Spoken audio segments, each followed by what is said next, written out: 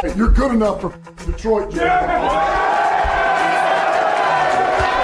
But they can't bear what comes with Doesn't matter if you have one ass cheek and three toes. I will beat your ass. Here comes that pressure. Mayfield in the middle. It's intercepted. It's Derek Barnes. Seattle's got to make a stop. Amon-Ra St. Brown's going to throw it back to Goff. Who had that on the bingo card? And a second. Oh, here's a little trickery. St. Brown back to Goff. Lee Flicker's got Laporta wide open. Sam Laporta foot race towards the end zone. Diving touchdown. Unreal. 52 for the win. It is just good. Just inside the upright. Jake Bates, hometown hero. And the Lions have come all the way back. Here comes the heat. It's Hutchinson again. Number 3, the hat trick for Aiden Hutchinson. Blocked there by Zylstra. It's caught by Jamison Williams. There he goes. Foot race with Miller. Foot race with Savage. That is 6 for number 9.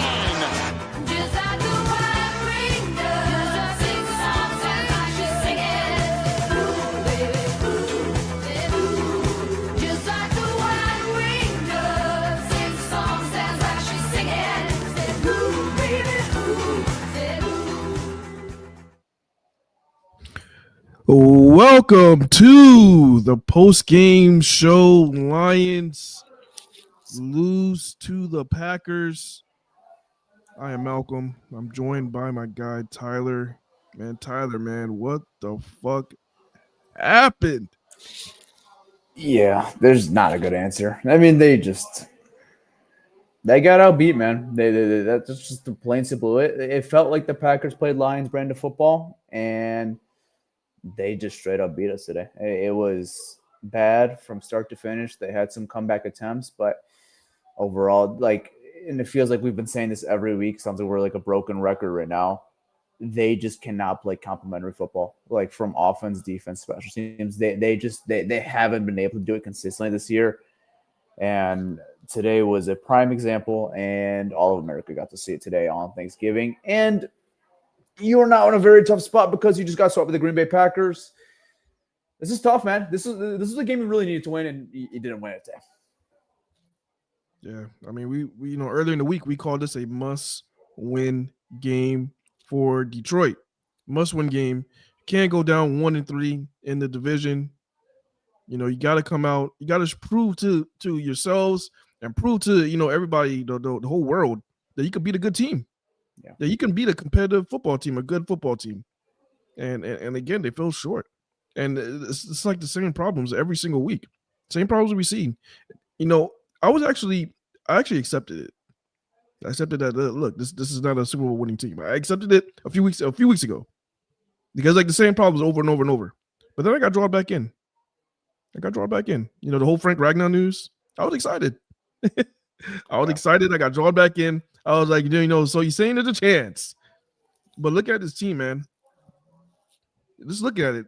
We have our problems go so much deeper than just a center and interior that this is what it is right now. Yeah. I'm seeing a Lee McNeil. I mean, our edge rushing position is so bad. I'm seeing a Lee McNeil having to go on to play as an edge rusher just so we could generate some type of pressure on the quarterback. Yeah. This is bad. Yeah. This is all-time bad right now. What do you think is the leading force of this is just night and day from what it was last year. I mean, I know you got bounced in the playoffs last year, but this was a 15-2 team last year. And I know they lost some pieces, right? Like you mentioned, Ragnow, who's going to be back. You lost both your coordinators with Ben and Aaron Glenn. Why is it so different? Yes, you expected some regression, but this is damn the division right now. You are fighting for your lives for a playoff spot at this point. Yeah. So for you, from your perspective, what is so different from one year to another? Why is it so This looks bad. They look like I compared it. It's not Matt Patricia Lions. This is Jim Caldwell Lions. Lions. This is like the Jim Caldwell Lions. Like they could win games versus bad teams, but when they get that opportunity to go play a big game, they're going to get pants on national television. And this was usually the Lions fashion. I hate to use the reference SOL, but this was Lions SOL. Get pants on national television to the Green Bay Packers, who have owned you in the past, right? Like that's what, like the Jim Caldwell era, right? A team that's owned you in the Jim Caldwell era and way before that too. So I'm not just going to attack Jim Caldwell, but like goes way deeper than that. And you get pants on national television on your holiday that you play every single year on Thanksgiving. This was reminiscent of those games. It didn't feel like the brand new Lions we've been talking about for the last 2 to 3 seasons. Yeah. And if you're asking me, like, why is this happening? If you ask me, I think it's the team is just so complacent. And it starts from top to bottom. I just think that they just have the we're okay mentality. We're good, the we're good mentality. We're good enough mentality. That's what it boils down to. And I've been preaching this for weeks. There's going to come to a point when you have that team, you have to go all in to win that Super Bowl. You just have to do it. And this is a team like we played against the Packers just now. What did they do in the offseason? They went all in and they got Micah Parsons. Now, Micah Parsons could have, he is probably the X factor of that team right now on the defense that took him from a level B defense to a level A defense. It's just shit like that. It's like when you see other teams make these type of moves, why can't the Lions make a big staple move? And like, it's like, why are we holding on to these draft picks? We're at a point that we have our core players. Why are we still building? It's like I said, come to a point when you have that Super Bowl window, you gotta say, fuck the picks. Fuck the picks. Go get your dog. Go get that other dog. Like, imagine we had Micah Parsons. Just picture that. Picture that. Just put that in your head. Like, wow, what would the Lions look like? We have Micah Parsons next to Aiden Hutchinson. The crazy thing is, I don't think even we need a Micah Parsons. We just need a guy on the other side. You just said we have a Lee McNeil edging the rusher. Like, I'm not telling you to go trade 3 first-round picks, 2 first-round picks, and give Micah Parsons a crazy payday. Like, they just need a guy. They don't have guys right now. They don't have a guy. But like I said, you gotta get to a point that you just gotta say fuck the picks and get yourself a dog that you know that's gonna produce every single week. It's like we're like, oh no, don't worry, we got Davenport. It's okay. We got Pascal. We got all these guys. They're coming back. We're fine. We're okay. Yeah. We're not okay. Right. We're not okay. I think you're right though. They lean too much on like the vibes and we're okay and we could do this our way. Like, and I hate to call it out and say it's the smartest man in the room, but it feels like it's like the smartest man in the room where it's like they think they could just do it their way and we could do like there's trends, man. And you see how teams build it. You've already done the hard part. You built the core. You did the hard part. It's getting the complementary pieces around this team right now.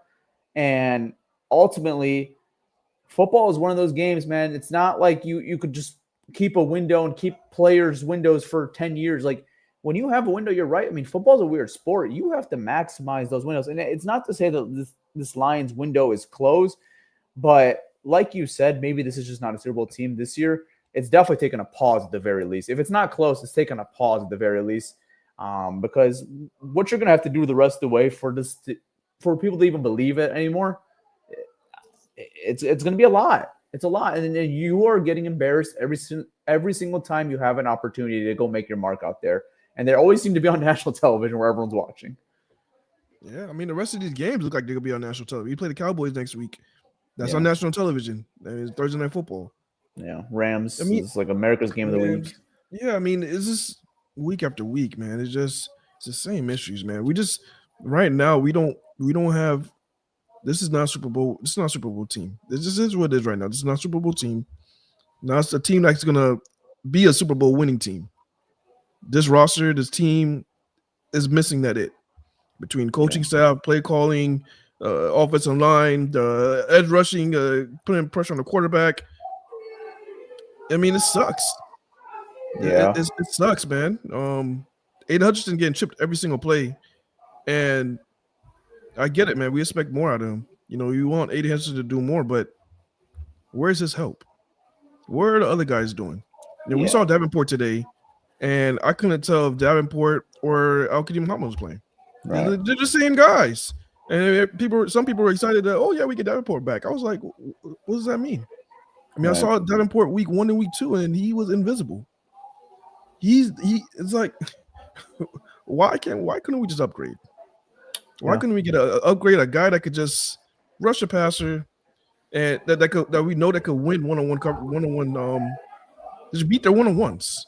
Yeah, and they had opportunities. I mean, we're not even just talking trade deadline anymore. We're talking offseason. You know, they came out of it in the offseason with a net minus of 1 of guys that they brought in. So they brought back every single guy they brought back. And yes, you got Hudson back, which is obviously huge because he was hurt. But as far as guys that were in the organization, they brought in Ahmed Hassanin in the 6th round from Boise State, who has not touched the field yet. And that's not anything to his fault. But my point is that they have not brought in anyone. They had Zadarius Smith, they lost him, and they just brought back everyone else, and then they draft Hassanin in the 6th round. And that's all they came out with the whole offseason. And then the deadline, where Brad was snoozing. He didn't make a single move at all on either side of the ball, offense or defense. No, man. I think that's what's killing us right now. I think that's the part that's killing us right now. As the whole organization, it's killing the whole organization right now. I feel it as far as this season. I just that it's okay mentality is killing us. But I mean, they've had it. The problem is they've had it for the last 3 years too. But this is the year where it's like really showing that mentality that's really causing it, because they've had opportunities to go make moves and they haven't. But the thing is, I think the difference between the few years in the past is because we had so much other things that were just working for us.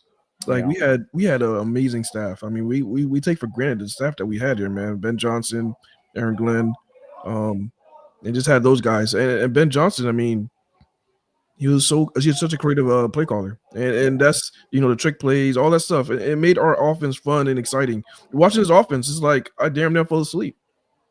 I mean, this offense is just Jahmyr Gibbs. If it's not Jahmyr Gibbs, we're stuck. And it's like it's also, you know, Amon-Ra is also involved in it. When he went down, it's like, all right, now this whole game is going to be around Jahmyr Gibbs. But then, I mean, it's good to see J-Mo step up, but it just wasn't enough, man. It's not the same. This is not the same. Like, you look at this team compared to last year and this year, just night and day difference. No, it doesn't feel like, you know, we call them the brand new Lions. Like it feels like Caldwell Lions. Like that's the takeaway I feel like. Like it just feels like I'm back in 2017 right now, or 2016. It's like they'll find ways to win sometimes, but this is not the team that like people fear.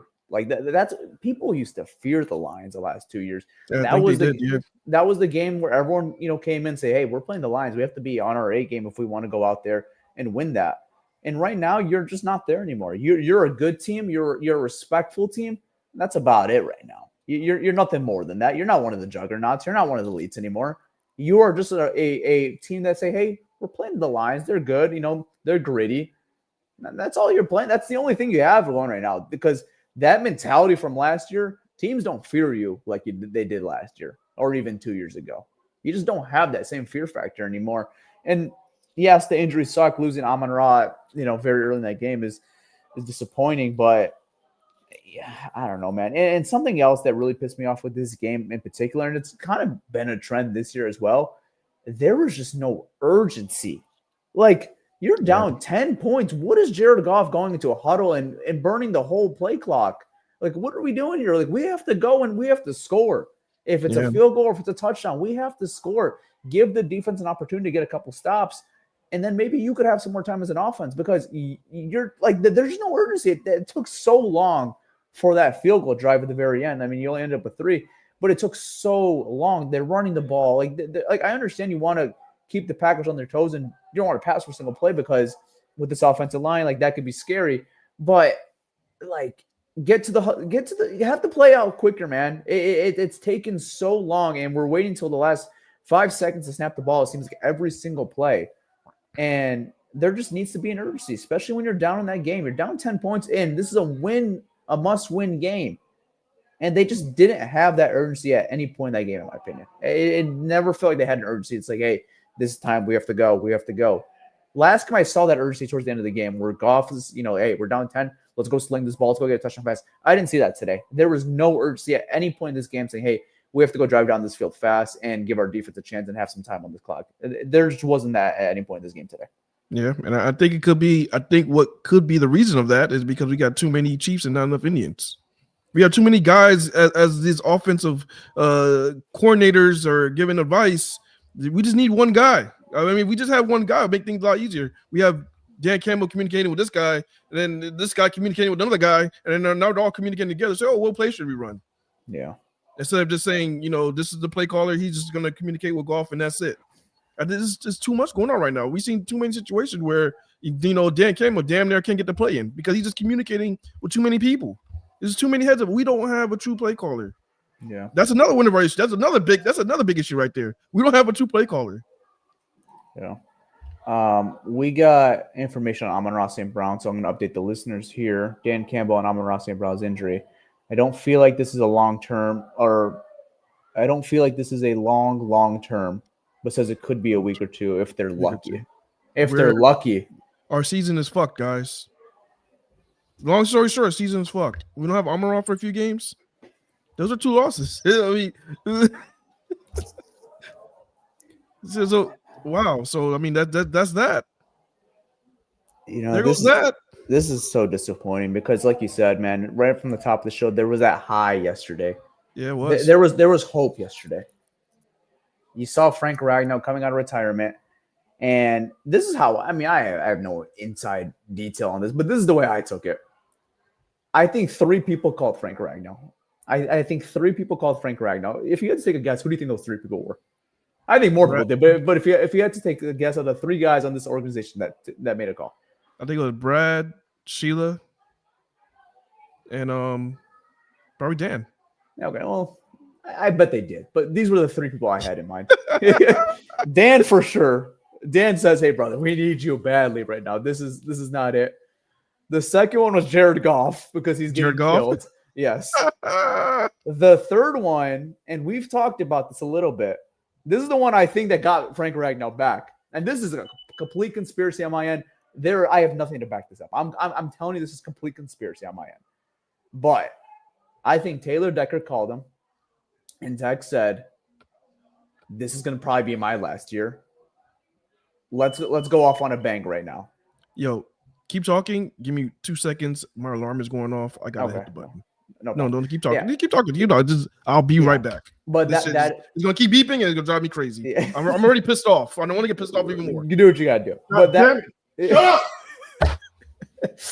That's my conspiracy, though, is that Decker gave a call to Frank Ragnow and says, "Hey, this is one last rodeo. Let's see what we can do." But that initial excitement, that initial high that we had yesterday of Ragnow coming back, I don't want to say it's gone because it's still very exciting news that he's coming back, but they got to make the most out of it now because you don't know how much more football this guy is going to give you. This might just be his last season, and that's it. Like, yes, you got the thrill of him coming back, but you don't know how long you got him for. So I don't know, man. They have 1 month to go. What do you mean, man? If I was the Lions, just rest him for the rest of the year, man. This season is done. This season's not done, man. I know it looks bad, but like they're not just gonna call it. This is not a Super Bowl winning team, man. When we play against these teams that just have a really good defense, it's just gonna fuck us, man. It is what it is. It comes to a point you just gotta accept it. Like, okay, so what is it? What is it that could get you back into this year? Is there anything? If we beat the Rams and if we look good against the Rams, I'll jump right back in. Okay. But it's not going to happen. They're going to get our ass kicked. Stafford's going to have a field day against us. Yeah. He is going to we're going to get killed. Yeah. This defense, I mean, something that we've praised a lot this year. These last 2 games for them have been really, really rough, man. Really rough. I mean, it's what we have. We don't have no studs. Like, the guys are not studs. Our corners are not studs. They're average at best. Average at best. The corners are average at best. But I don't even Maybe see that's up. something, But shit. these are our guys, though. These are our corners. Like, they paid DJ Reed. Terrion's a first-round pick. He's not going anywhere. And then Amik Robinson, I mean, yeah, he's an upcoming free agent. But, like, these are your guys that you have. I mean, you talking about like for the future? Like we have no. I mean, there's no chance of upgrade. I mean, this is this. We don't have like a lockdown corner. So I mean, think of it that way. That's just it is what it is. Yeah. Maybe Terrion can develop and be that guy. I mean, he's shown. I mean, he was healthy this game, and he was like in and out. We saw mostly Amik Robinson. I'm not sure if it's. They're saying that they want him to tackle more. That's what I heard Shep say about Terrion. Like he wants to tackle more. Maybe that's the reason why he didn't get the snaps today. But I don't know, man. We don't have an elite guy. We don't have an elite guy back there. Yeah. And the pressure on the quarterback is so pathetic, man. It's so pathetic. It's at an all-time bad right now. It's at an all-time bad right now. When you have to put your nose tackle and shift him to the edge rusher just because those guys are not doing their job. Yeah. When they're not doing their job and you're force your hand to put your nose tackle there just so you could generate some type of pressure. Yeah, it's bad. It's real bad. And this is why I said, like, I gave Brad Holmes a lot of help for not getting an offensive lineman at the deadline or, in the offseason, an interior. But, I'm giving him the benefit of the doubt that he knew the whole Frank Randall. Yeah, I'm giving the benefit of the doubt. All right. I'm going to say maybe so Campbell kind of just confirmed that right now, actually, because they just asked him of, like, have you had any until that? He says he's kind of knew from a couple of weeks ago that there was a possibility of that. Yeah. So it's not like he just, called the Lions yesterday and said, hey, I'm coming back. Exactly. So I'm giving the benefit of the doubt. All right. But there's still that position that we've been asking for the last couple of years is an upgrade the other side of Hutch. And it's just that we're good, we're okay. Everything is fine. We have Davenport. That's what's killing us right now, man. Yeah. I mean, the reality is too, the other side is pathetic, but your main guy that you're paying right now to be that guy, he's not doing it either right now. Like I understand you need help on the other side, but like you talking about Hutchinson. Hutch, like he's got to carry his load too. I mean, like the elite of the elites do it by themselves. I mean, like if you're getting paid that type of money, you got to play like a Max Crosby. You got to play like a Myles Garrett. You got to play like a TJ Watt. You're being paid to play like Micah Parsons. Yeah. And I understand. I get it. I'm with you guys. He needs help. But no, you know what? To be honest with you, a lot of people no. A lot of people are calling his ass out, and I was defending him, and it's kind of deserved. And I see this game as it is kind of deserved. Yeah, I mean, I see where they're coming from now because you're seeing these guys like Micah Parsons, who is just dominating. He's just dominating wherever he goes. He's just dominating. He's moving all around. They said they gave Hutch the ability to move all around too. I mean, he's in the middle sometimes. He's rushing the guard. He looked like Micah Parsons truly going after their weaknesses. So if you have a weak interior, guess where he's going to rush from? He's going to rush from the interior. He's moving all around. And from what they're saying about Hutch, they say Hutch has the same ability to do that. He can move anywhere he wants on the defensive line. They gave him the green light.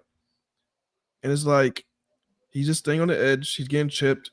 And then when he gets chipped, it's like he's a step slow to get to the quarterback. He's generating the pressures, but because he's getting chipped, he's a step behind from getting that sack. I mean, these quarterbacks are having all day in the pocket. Yeah, I mean, exactly. So yeah, I mean, I see it. I see where everybody's coming from. I take back all the stuff I said about Hutch, but I don't know. There's just this team, and I think everybody is like, "Oh, what are you talking about? We're ranked 10th overall. We're overall 10th defense." That number is so inflated right now, man. I can't even. This is not a 10th ranked defense, man. Yeah, this is not a 10th ranked defense. I mean, we're not putting any pressure on the quarterback. The only person that's able to put pressure on the quarterback is Aiden Hutchinson. He's the only person that's able to do it. But he's not doing it at a high enough rate, even like to carry a defense. Like That's my point. Is like you're getting paid to carry at least. Like I understand. Yes, you need help. You need more competent guys. I mean, there's no reason Aleem McNeil should ever be on the other side of the edge. There is absolutely no reason why you know. I agree with that, and I'm not going to put this all on Aiden Hutchinson, but like he's at fault too. It's not like he just gets a pass right now. You know what I'm saying? Like everyone's at fault for this right now, and like Jordan Love having all day in the pocket and being able to make as many reads as he wants. Like I said, man, this just gives me vibes of the Jim Caldwell Lions, and I hate that because I felt like we finally got out of that era of like the conservativeness and just losing the heartbreakers. But it feels like we're slowly just getting right back into that. I mean, and it's like that, but it's like that in a different way because this team is every opposite of conservative. They're reckless. They're reckless. Yeah. I mean, it's coming to a point that's like I'm actually starting to want Dan Campbell to start kicking these field goals. Dude, I mean, because you know, it's gonna come to a point that now these field goals, you know, you're saying, yeah, it's only 3, but then 3 becomes 6 and 6 become 9. You know, now you have the lead. So it's like these field goals do add up. Or if you kick a field goal, then just say you get a stop and magically you get a touchdown. Now you're up by 3. So it's like we got to stop having this mindset of, oh, we have to score. We have to get a touchdown. We have to get a touchdown because if not, oh, they might score. You know, you got to get out that mindset. Kick the field goal. Sometimes you got to play chess. You got to play chess. Play chess. I don't think he ever played chess in David's life. He plays checkers, but he plays checkers because he's like, oh, he king me. You know, we gotta play chess. You gotta be a strategic game, man. Yeah. The problem is too, it's cool when you're converting them, right? Everyone's gonna love it when you're converting it. Yeah. But when you're not converting it and you're not adjusting, it's gonna look bad. It's like one of those things. It's a damn if you do, damn if you don't. But I think when's the last time we converted a 4th down? I can't even tell you. Because we went 0-5 in Philly. We didn't convert one today. 0-2.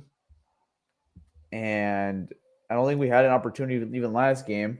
So, like, regardless, like we're not converting these 4th downs. And it's different when you're doing it. If you're converting at a high rate, go for it. Do what you got to do. If it's a 70% hit rate, 80% hit rate, do what you got to do.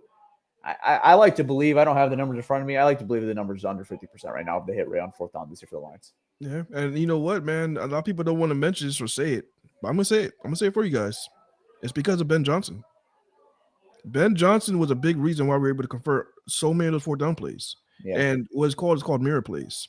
We'll run one play, and we'll keep running that play maybe 2 or 3 times. And then on 4th down, guess what? We'll line up in that same formation. That team is like, oh, they're gonna run that play again. Yeah. Guess what? You see Penei Sewell might go probably, you know, shove it to the flats and then they just dump him the ball or something like that. So it's the same play, same formation. It has the team confused thinking the same play they're going to run. But Ben Johnson did a really great job of switching it up and having something completely different out of that same formation. Yeah. And we're not doing that this year. All right. They're not doing that this year. We don't have, like, all the plays it's like we're running this formation. It's like the team's like, all right, they're going to run the ball. They're going to do this. They know what we're going to do. We could talk about the second one, and I'll talk about it in a second. The first one was horrendous. 4 straight runs up the middle. What are we doing here? 4 straight up. 4th and 3. We're damn near on midfield. And we're down. We're not up. We're down. And we're running the ball up the middle. Like, okay, I understand the mindset. Hey, 4th and 3 or 3rd and 3. Let's run the ball, see if you can pick it up. If not, we'll go for it. That's fine. But 4 straight runs. I want to go back to see, maybe was it a light box and maybe that's why they wanted to run 4 straight times. I don't know. But and you have to factor in too, you don't have your starting center. You have Tristan Colon. No, you don't. Who's pretty much making it. I mean, he's had a couple spot plays here and there, but first start of the season, first start of the Lions, you have Coyote Oshika at left guard, who's, you know, just filled in for Mahogany a couple weeks ago. So it's not like you have your guys out there. It's not like you have Frank Ragnow, Christian Mahogany, Tate Ratledge, right? Like, it's not your guys out there. These are backups. This is a must-win game, and you can't give the other team great field position like that. And when you don't have your guys out there, like, there has to be that. If you're going for a 4th down, you have to be pretty damn confident I'm going to pick that up. Yeah. Was Dan Campbell confident that they were going to pick up that run with what they had out there? I don't know, man. Like, when we used to do it before, when we had Frank Ragnow and all those You guys. had confidence. Yeah, you have confidence because we should push. Our offensive line used to push guys and literally move these guys out the fucking way. You know, that's what our offensive line looked like before. Now, no, they're not moving guys. They're not moving guys. So no, man, I wasn't confident in that play at all. Right. And the second one too, man, 4th and 3, same situation. You could take the points, make this a 1-score game, make it 7. That you have some time for your defense. You get a stop. You have your timeouts in your back pocket. You go get a touchdown next drive, and it's a tie game. Like, I'm not saying that's easy. It's not as plain as simple as that. You're not gonna go march on the field, but you're giving yourself a better odds. When you don't get on 4th down, man, that is such a momentum killer, not only for your offense, but for your defense as well, man. It's a momentum killer. Yes, they're not going to rely on it because, they have to go out there and do their job regardless. But I just feel like it's a completely different perspective of you take the points, it's a 7-point game, and then you do a regular kickoff, and then, it's brand new, right? And then you rely on your defense. And that's just not what they did, man. And like you said, I've had questions with Dan Campbell's 4th down calls, and usually he proves me wrong because they just pick it up regardless. But you're seeing it now when they don't have the dominant team to do what they want to do. These are calls that are, causing losses or adding to losses or not giving you a better shot to go win the game. And it's disappointing because the coach is not supposed to be a problem. It's supposed to be the players, and that's it. Coaching should never be an issue for why you win or lose a game. It's annoying, man. It's really annoying. Yeah, right now we're losing just in the mixture of everything, man. It is. I'm not. Like I said, I don't want to put it all on Dan, but like he's part of the problem too. Everyone's part of it. It is. I don't want to take away anything that he, from what he done to that team and that organization. No, absolutely not. I'm not. No one's calling for Dan's head. No one's calling for Dan's head. Absolutely not. Yeah, I don't want nobody taking that the wrong way. No. It just sucks, man. I mean, me right now just looking at the season is like you go into the season, you thinking, you have Super Bowl expectations. Like the division is not even a question. I wasn't even thinking about the division. Yeah. You asked me if we were gonna win the division in the offseason, man. I'm like, what? I think it's a 10% chance now to win it. We're 1-3, man. The chances of us winning the division, it ain't happening. I mean, we'll like either the Bears or the Packers. They have to go on a complete collapse for us to even have a chance to win the division. The problem is that they play each other 2 more times this year. So like someone's gonna win those games. So that's another thing too. Yeah. So your only chances if you win out essentially.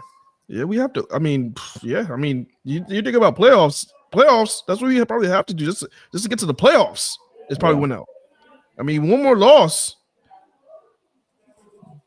It's gonna be one more loss. Is like, all right, we're in critical condition. All right, we're in critical. I mean, 2 losses, we're. Yeah, 2 more, you're done. Yeah, no, two more, you're gone. We're gone. All right, we're not even in the playoffs. Yeah, this is a team that, we were number 1 in the NFC last year. Yeah, to not make the playoffs, that's rough, man. That's just a rough transition. Yeah, no, 10-7's not going to cut it this year.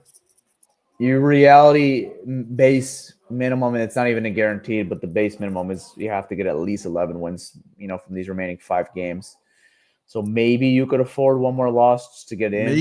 Maybe. That's a big maybe. It's a maybe. But in reality, the mindset has to be win out. You have to go around the table now. The schedule is not easy, man. To win out, it's not easy, but it's not the most. How many losing teams we play going forward?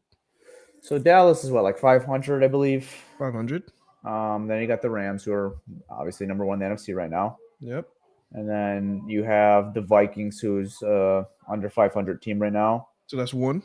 You have the Bears, week 18.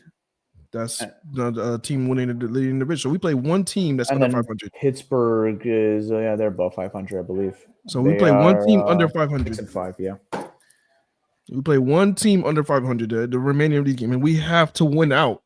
You talking about maybe 1 or 2 losses? No, I'll take that back. Maybe one loss could get us into the playoffs as a wild card team, which makes me want to throw up. All right. But 2 losses, you're done. And we play only 1 team under 500. And to be honest with you, I don't think we beat a team over 500. I mean, other than the Bears when they didn't even know who who the names were. Just the Bears and Ravens. Yeah, the Bears and the Ravens. Yeah. That is right. It's everyone else's. You beat the Giants. We're elite against these bad teams. Cincy,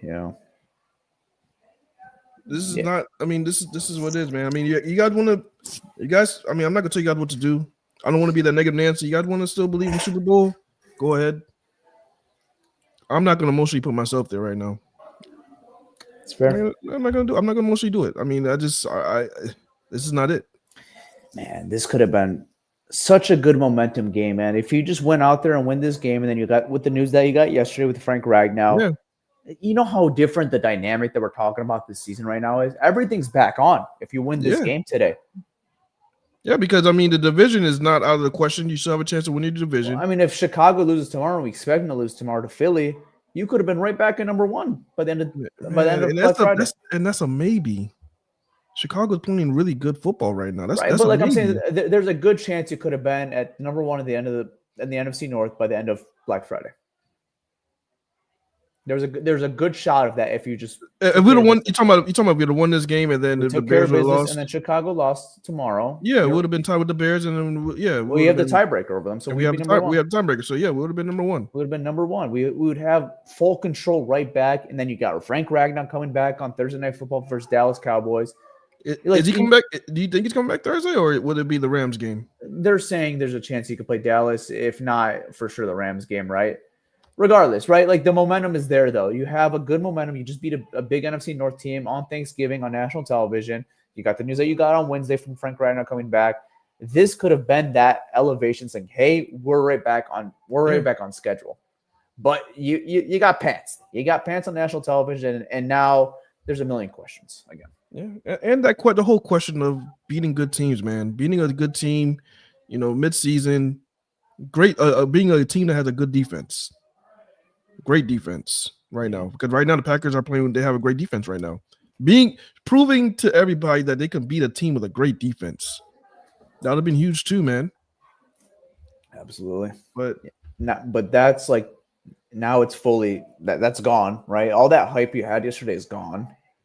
It's unfortunate, and now their backs against their wall, and we just have to see how this team responds now. And that's all we have right now. That's it. Let me before we go into Oopsy Doopsy and Baller of the Week. If this season is dead, all right. If the season is dead, I think it is. But that's just my opinion. All right. If the season is dead, what do you think the Lions need to do next in the offseason? Regardless, so this doesn't happen again. So we're not going through this shit again. Yeah, I mean, regardless, they're going to have to change some things up. Whether they get back on schedule, make the playoffs, and do what they got to do, there's going to have to be some change up. I mean, one and foremost, Dan Campbell has to go back to just being the coach and can be a play caller. They got to hire a real OC. That's one and foremost. And then two, I think really emphasize on revamping this offensive line, getting some guys. And then number three, go get a guy alongside Aiden Hutchinson. Those are the big three targets that I look at and saying you could salvage this. And they're doable. It's a lot, but they're doable. Hire a real OC, revamp this O-line, and get a real guy alongside Aiden Hutchinson. No more Marcus Davenport. No more Josh Pascal. No. I think Josh Pascal's already done. I think the whole Josh Pascal experiment. I'm over it. Yeah, I think it's just done. Give me a real guy on the other side, and that's how they have to attack it. So I'm not gonna officially close the door on this because football is a crazy game. But if you're out, I don't blame you. You do what you got to do. I fully understand. I mean, they look dead right now. This doesn't look like a real team right now. But yeah, that regardless, whatever they do the rest of the way, even if they do suddenly fix this season, those are still the big three targets I'm looking at. I mean, Dan Campbell can be a play caller going forward after this season. It's just too much, man. I mean, like even if the offensive line does get fixed by Frank Ragnow, we still have the big question of this play calling situation. It's just not good. He's not not your Sean McVay. He's not your Matt LaFleur. Like Ben Johnson, not your Ben Johnson. He's not Andrew Reid. Like he's not one of those guys that could call plays and have big decisions, like to go on fourth down or timeouts like that. I just that's not why they hired him. That's not why they hired him. And he's been thrown into the situation just because of I mean, I guess it's on him because he hired John Moran and that was a flop. But like, I understand why he wants to take fully control because it was bad before, and I understand from his perspective. But that's not his job. Like he's got to do a better job and get someone real at that offensive coordinator spot. Do you think John Morton is here next year? As the OC, absolutely not. And maybe some capacity potentially, right? Like you give him some like senior advisor role or something like that, right? I could maybe see something like that, but it wouldn't shock me either if he's just completely out the organization too. Like I could see that. I could see both ways. But as the offensive coordinator, I would be absolutely stunned if he's the offensive coordinator next year. Yeah. I mean, if he is, I mean, that just says that Ben, is going to be the play caller again, which hopefully this is not the case. Yeah, no. If they just run back John Moran, that's really bad. Like if they want him as like a guy that they think that he helps install plays, they think he's good for that role. I'm not going to be mad with that, but he can't be the offensive coordinator going forward. I mean, they have to go hire someone for real this offseason. And I think it's got to be from an outside organization too. I don't think it could be within. I don't think they have that guy in their system right now because I think if they did, they would have been trying it right now. No, they don't. They don't. I was hoping there was a part that I was hoping that maybe there's a guy that was just hidden in the organization like Ben Johnson was. Yeah, but it doesn't seem. I don't think we have that. Doesn't seem like it. Yeah, it doesn't seem like it. Man, this is tough, man. This is tough. But we'll see what happens, man. I don't want to be that negative guy for everybody. But yeah. We have no choice. Got Dallas next week. I mean, if it's not obvious right now, every game seems like it's going to be a must-win game going forward. So obviously, every game is a must-win game. Dallas is playing good football. They are. They're playing good football. Dak is playing. He's playing at an all-time high. Yep.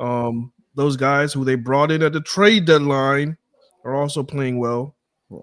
Quinn Williams, Logan Wilson, Yep, they're playing really good football for them. I mean, who knew? Who would have known that we bring in guys at the deadline when you want to try to make a push?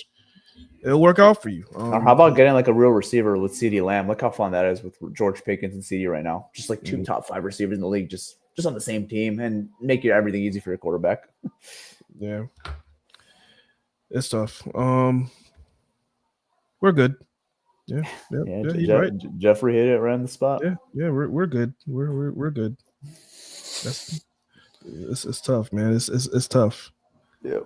I want to go that far as a SOL. He's probably not a Lions fan, is he? I have no idea. Yeah, it's not. We will never say SOL. I won't say SOL. It's a term that haunts me, but yeah. Yeah, but like I'm not mad at the people who are saying it though either. Like I'm not mad at it. No, man, it's not the same on Lions. It's just right now they just have the mentality of that we're good. But they look like the same old Lions right now though. Like just like those teams that were like all right, they were average, but they weren't juggernauts. They're not elite anymore. I said it a million times today. They remind me of the Jim Caldwell Lions. And I'm gonna go even deeper than that, man. This reminds me of like the '95 Lions. You could give some more intel on that because obviously I didn't experience. Yeah, I mean, because you look at Jahmyr Gibbs and he's just like when you play against these tough teams, he looks just like Barry Sanders. Yeah, Barry Sanders when he got the ball, he was getting before he even was able to even tuck in the ball. Those guys are already in front of his face, so you're already making guys miss. That's what I felt like Jahmyr Gibbs was today. And then like golf under pressure looks just like Scott Mitchell. Golf under pressure looks just like Scott Mitchell. Yeah. So it's like you're looking at that team, and it's like, man, there's lots of similarities. It's similarities on the offense.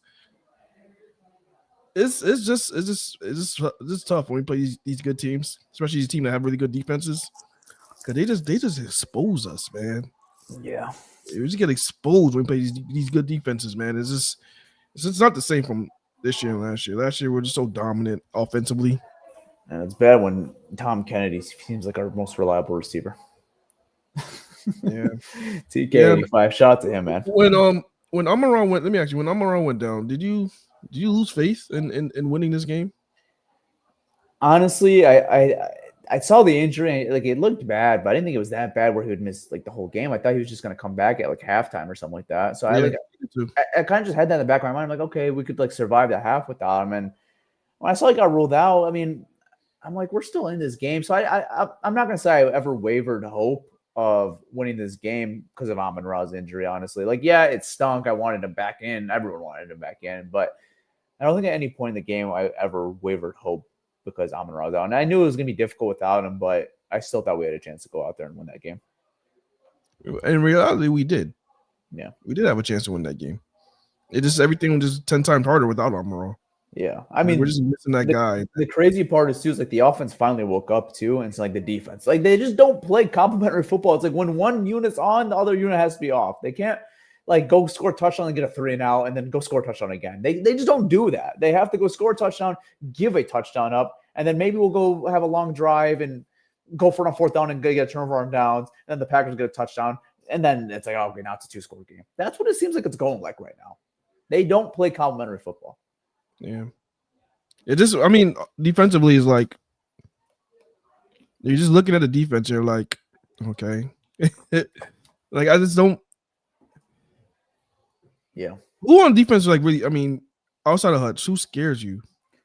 I like our linebackers, and that's pretty much it. And like Branch is, you know, we know the reputation with him. I just feel like he hasn't even played like Brian Branch football this year too. Like we've seen like the first couple of years out of him.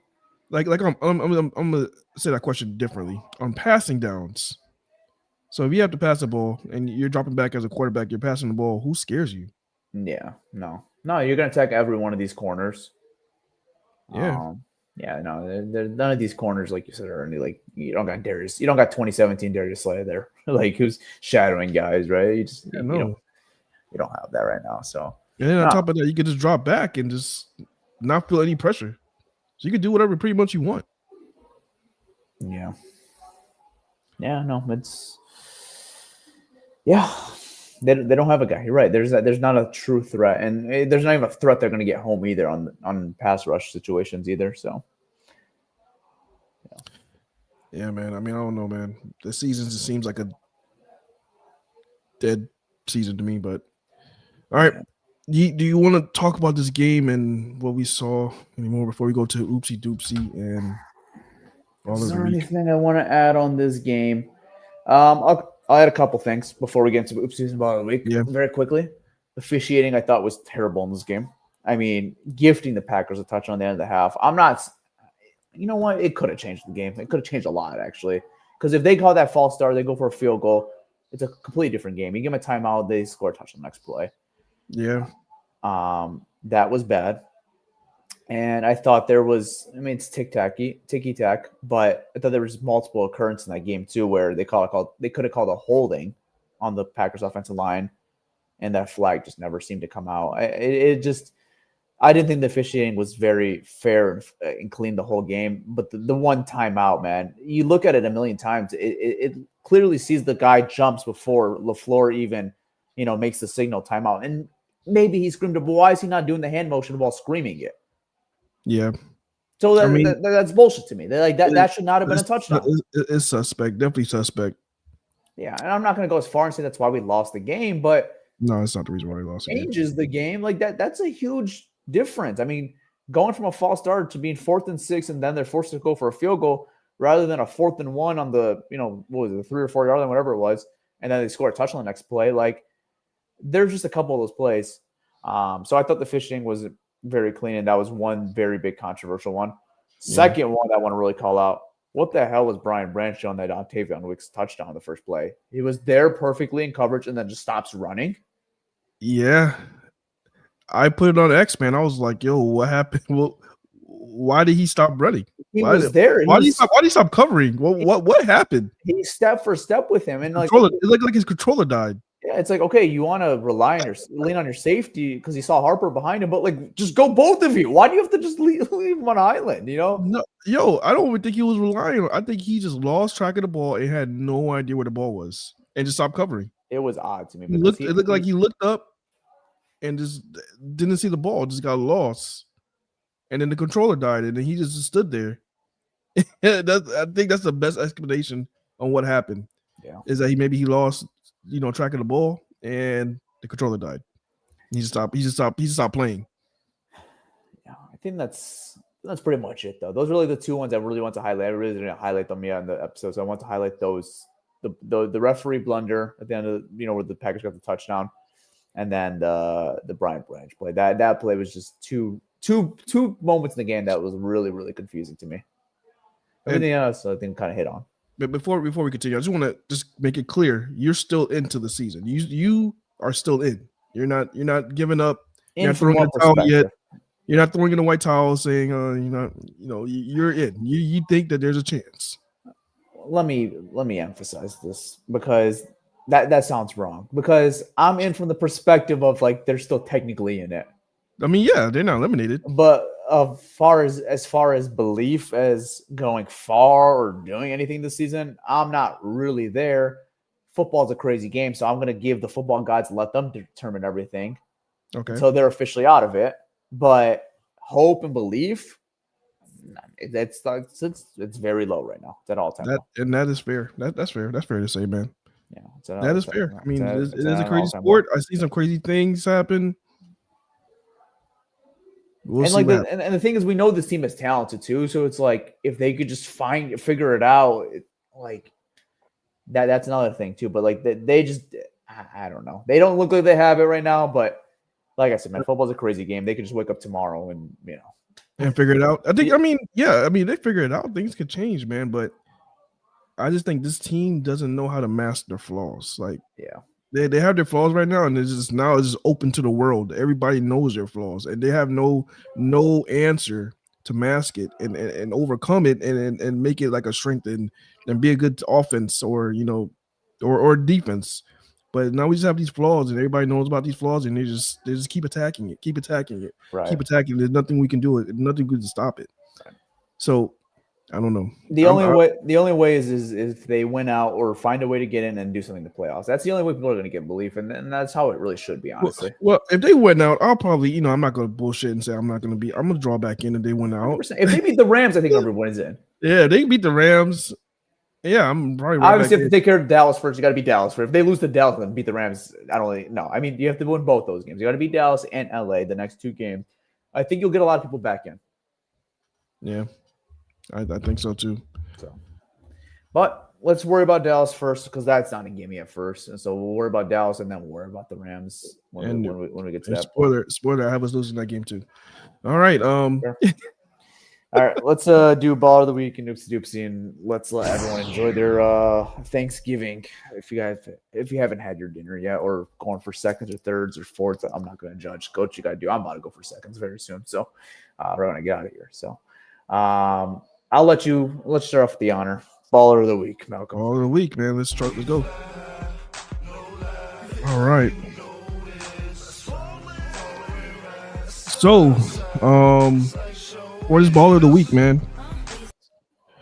What is Baller of the Week? I am going with. I'm gonna go with JMO. I'm gonna go with JMO this game. I'm happy he stepped up. He did have a few drops. The one drop was terrible. Yeah, was terrible. That was terrible. But I mean, as far as needing a guy to step up when we needed a guy to step up the most on offense, when things were just looking horrible, he did step up. I mean, he had 7 receptions, 144 yards, and a tutty. So because he did step up when we needed a guy to step up the most, when we lost Amon-Ra and everything was looking horrendous on offense. I mean, we couldn't run the ball. Couldn't do much of anything. It looked like the only bright spot of that offense was JMO, and that's kind of sad because he did have that terrible drop. Yeah. But because of that, he's Baller of the Week. Fair enough.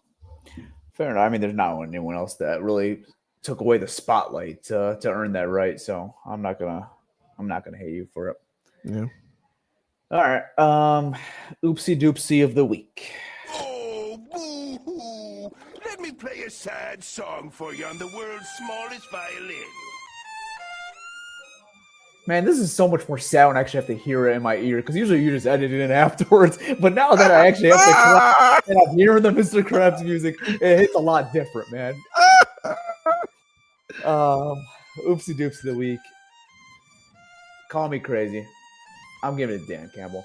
The fourth down play calling.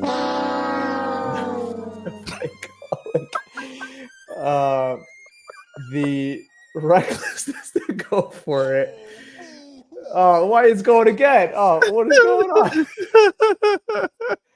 Dan Campbell. Yeah, let's get out of here, man. Enjoy Thanksgiving. Dan Campbell, I don't have to speak on it again. I talked about it already. The fourth down call, I didn't agree with them. And the play call on our offense was just not it today. So I'm giving it to our boy, MCDC. Well deserved. Yeah, I mean, I don't know. I don't know who else to give it to. There's not really other one that kind of sticks out to me as like an individual player. Like there's some guys that had rough games, obviously, but the one that really stood out to me was Dan Campbell and his coaching. So I'm gonna go. I agree with that. I don't think we could give it to like a single player because like I think everybody individually played bad. Yeah. I don't think nobody played like worse than the other. I just think they just all played bad. Right. Everybody was just bad. Yeah, I'll give it to Dan Campbell. Yeah. He was a play caller. And the guys weren't ready to go.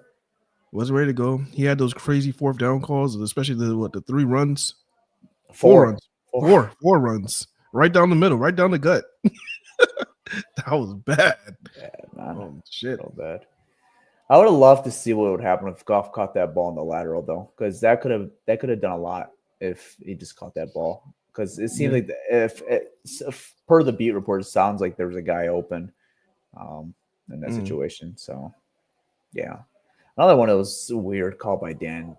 I like Demo in the Wildcat, but I mean, down 10, throwing it with Demo on a goal line situation. It's a Ross Dwelly. Oh man. And that was like a Stafford rookie year Stafford ball. That was like when Stafford didn't like know, like, all right, I need to take some off and just throw. No, he zipped it. Yeah, Stafford used to break fingers, bro. Yeah. That's Nate Burleson. He broke my finger. He used to break fingers all the time. That's how Demo threw that ball.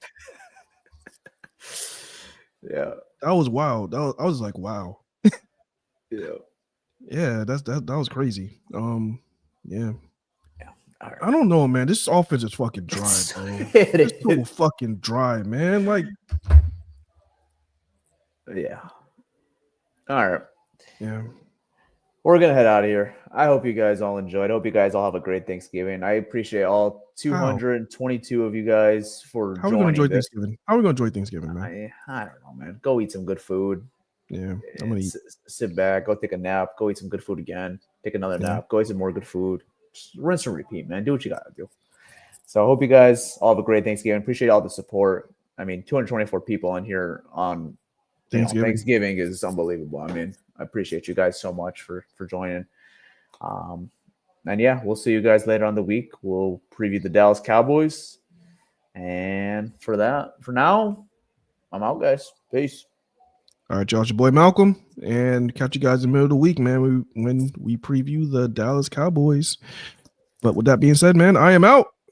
Happy Thanksgiving. Peace.